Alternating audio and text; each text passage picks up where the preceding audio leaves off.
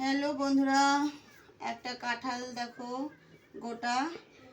সবাই কিন্তু আমার মা ঠাকুমারা সবাই সরষের তেল দিয়ে কাঁঠালটা কাটতো। আমি কিন্তু আজকে সরষের তেল হাতে লাগিয়ে কাঁঠালটা কাটবো না, কেননা কাঁঠালে অনেক কষ থাকে, আর সেই জন্যেই সবাই সরষের তেল দিয়ে কাটে।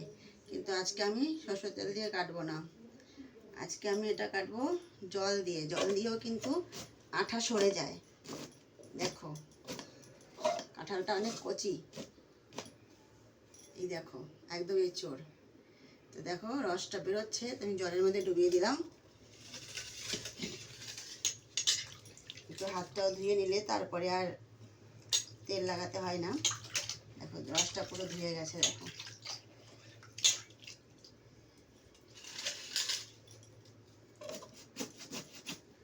এইভাবে কেটে নেবো পুরো কাঁঠালটা।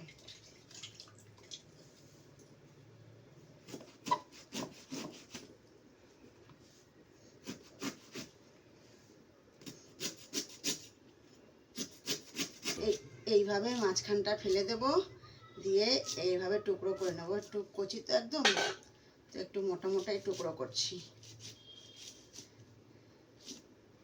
সম্ভবত বেশি পাকা পাকা কাঁঠালটাই পাওয়া যায়। এবার আমি একটু কাঁচা কাঁঠাল পেয়েছি বলে পুরো গোটাটাই নিয়ে এসেছি।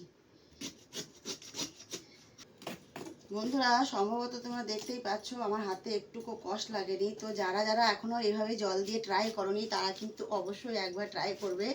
কাঁঠালটাকে টুকরো করে আগে জলে ভিজিয়ে দেবে, দেখবে সমস্ত কষ্টটা বেরিয়ে যায়। দেখো আমার হাতে কিন্তু একটুকু কষ্ট লাগেনি। আর সরষের তেলটাও মাখানোর দরকার পড়বে না। সরষের তেলটা মাখালে অনেক সময় কি হয়, হাতটা স্লিপ কাটে, হাতটা কেটে যাওয়ার ভয় থাকে, কিন্তু এটাতে কোনো রিস্ক নেই। সম্পূর্ণভাবে একদম পরিষ্কার, আর হাতে একটুকু চিপচিপাট নেই। তো যারা না করে রেখেছে তারা অবশ্যই এভাবে কাঁঠাল কাটতে পারো। তো দেখো আমি কিন্তু সম্পূর্ণ কাঁঠালটাই কেটে নিয়েছি, অল্প একটু বাকি আছে।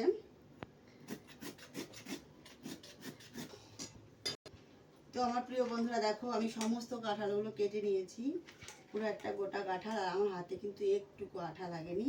তোমরা অবশ্যই যারা জানো না তারা কিন্তু অবশ্যই বাড়িতে ট্রাই করবে একবার। গ্রামের দিকে তো সবাই এভাবেই কেটে রান্না করে, আর শহরে তো কেটে কেটেই দেয়, কিন্তু আমি গোটা নিয়ে এসেছি। তো যারা বাড়িতে কাটো তারা কিন্তু অবশ্যই এভাবে একটু ট্রাই করবে। আর যদি আমার এই কাঁঠাল কাটার প্রসেসটা তোমাদের ভালো লেগে থাকে তাহলে লাইক শেয়ার কমেন্ট করে দেবে। টাটা, সবাইকে ধন্যবাদ রইল। আমি একটু পরিষ্কার করে নিই।